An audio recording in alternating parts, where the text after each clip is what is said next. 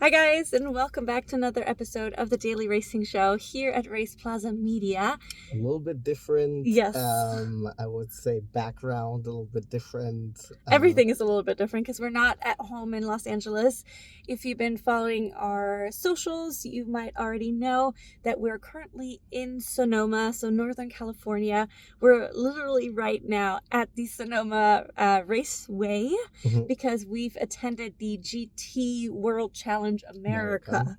And we've been here all weekend, and it's been an amazing event. There were some ups and downs, but we'll get into more in just a second. Yeah, so on Friday morning, we flew out from LA to Oakland. Yes.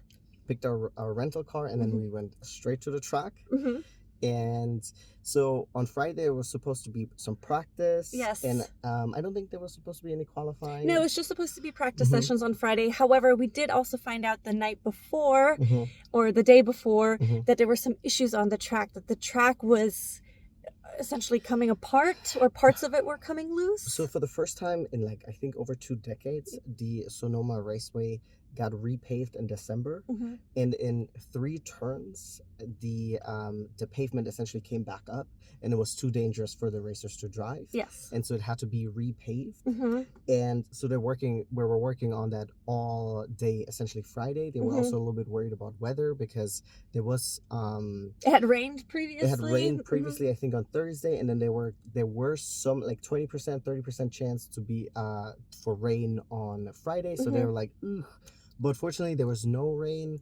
It was just sunny and windy. Yeah, exactly. And so they were working on it. You could actually see them working on it. But unfortunately, nobody could be on the track or drive on the track. There was some question whether or not the races will actually happen, if everything will be fixed on time. So on Friday when we arrived, we just walked around. We got to meet a bunch of people, which was really fun. A bunch of drivers we got drivers, mechanics, engineers, because the paddocks were open. Yes. They were working on the cars. You were able to go up to them. And you were welcome to. It's not like you were in front, walking somewhere where you're not allowed to. We did sometimes ask hey, are we allowed to come in? And they're like, yeah, come inside. And usually people were really excited and welcoming in. They were so willing to let you look at the car and touch the car. Touch the car. Pia sat in 2 different types of cars. Pia sat in the Porsche GT4 RS. Yes, exactly. And then the driver was the one that allowed us to sit in the car, and he explained how you would get into the car properly, because of course you have the cage in there, so it's a little bit more intricate, and also the bucket seat, so it's a little more... the Porsche seemed to be also much tighter to get into, because you had the cage that was on the left side where you were getting in. There was a bar, where on the Mercedes, the GT3 that we sat in, there it was a little bit easier to get in and out. Yeah, exactly. Yeah, so it's really cool. I got into the car. They explained also how to get out. Then another driver of the other Porsche of that team came outside and also explained that they were about to do some practice sessions, because they were on a team that had to switch drivers halfway through the race.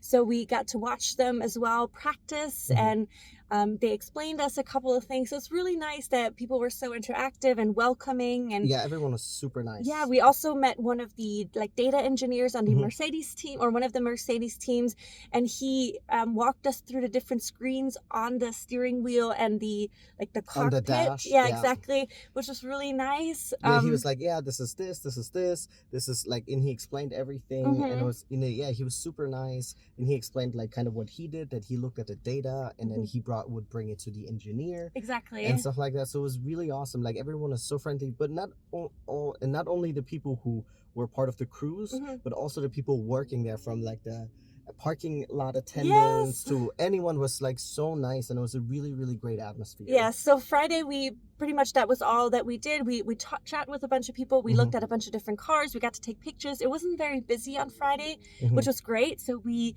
had some space and time to do all those things. And then Saturday, we found out, thankfully, that the races were going to happen. We kept checking the schedule. But so actual races were happening on Saturday, which was really exciting.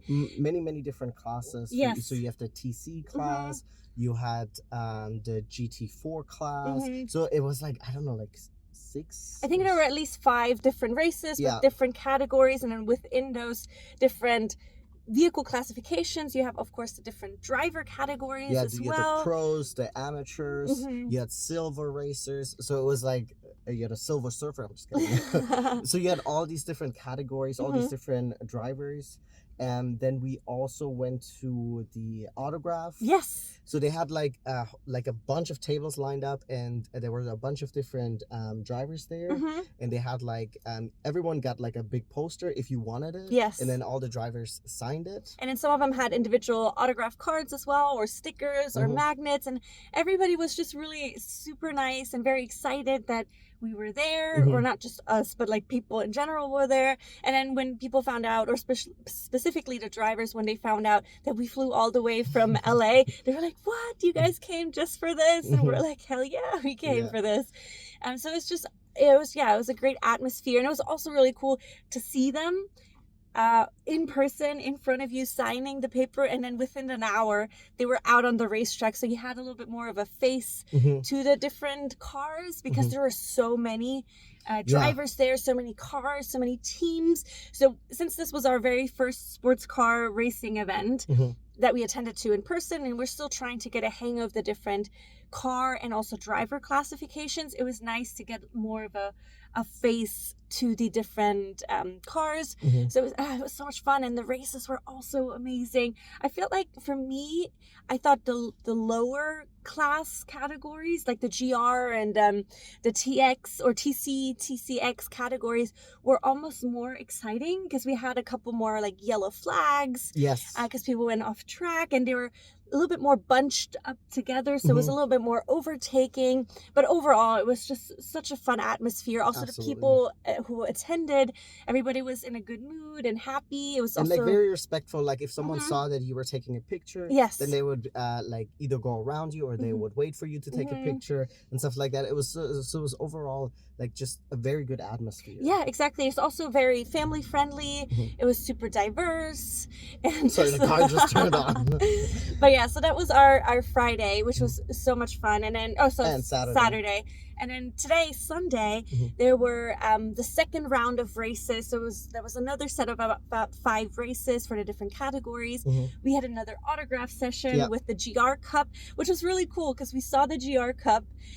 We met the drivers for the GR Cup, and then within the hour we saw them on the racetrack, which was really, really cool to see. And then you see them on the podium and stuff like that, and they're just like right there, and the cars are right there, and it's just really, really cool. Yeah, it was really, so just overall the event is very interactive. You get to be really up close. There's not a lot of space. There was no security, really. We were talking about it. Everything was accessible for the most part.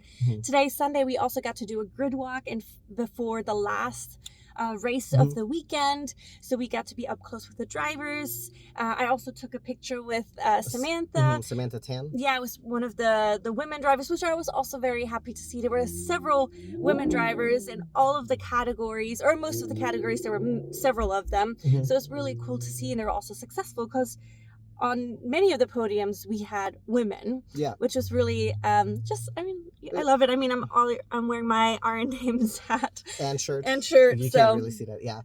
And it was really cool also on Friday, because so they have like this thing called activations. So some companies will come out, and they will they have like a little something interactive, or if you fill out a questionnaire you get a free hat and stuff like that. And then so we both got to drive in a simulator. So they had like a setup, and it was iRacing, and you got 4 minutes on the Sonoma Raceway, essentially. Exactly, in a Toyota 86, and it was part of the GR Cup, and it was really, really cool. Yeah.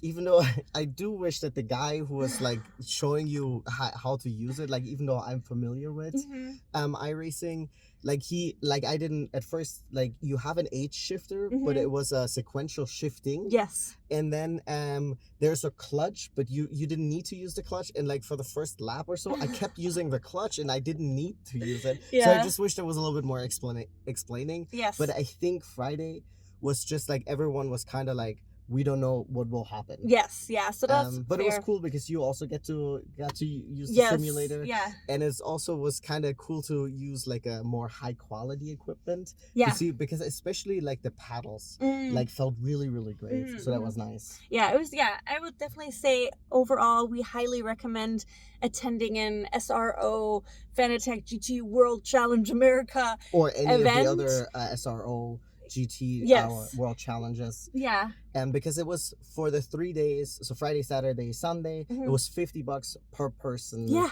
And that's really, really cheap. Really affordable. You could bring, at least free for parking, here. Parking included. Yeah, free parking. Here in Sonoma, you were allowed to bring your drinks, your food. I mean, people came with Trader Joe's bags with wine in it and food and snacks. So it's like, it's really, also especially for like a family, it's really accessible, it's really affordable, and it's so interactive. Like we said, like there was no real like, not a lot of barriers between drivers and people, so that was really fun to see. So yeah, we highly recommend checking it out. And it wasn't like overcrowded. So we actually almost every race we sat in a different spot. Yes. So we sat in the grandstand, then we sat in a different place closer to where we parked, and we sat again somewhere else. So we kept moving because like we weren't taking away anyone's seats because it was not really anywhere close to booked out. Yeah, it was general admission anyway, so you could sit whatever you want. And then the interesting thing about the Sonoma track is also the elevation changes. Yes. So that made it tricky to see the whole track. So it took us a minute to figure out where we had the best view, or where we thought it was the best view.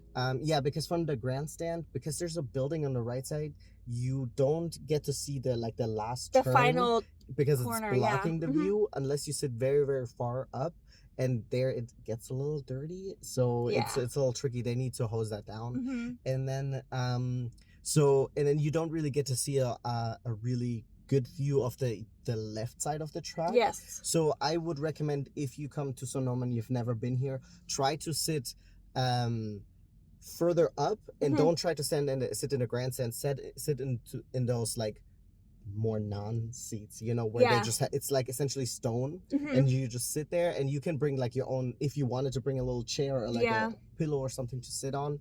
I would recommend sitting there because it's much higher and you get a much better view of the whole track. Yes. Yeah. But yeah, overall, we had an amazing experience this weekend. We highly recommend it if you guys are interested in attending any of those events. Absolutely. It was so much fun. We learned so much more about the sport.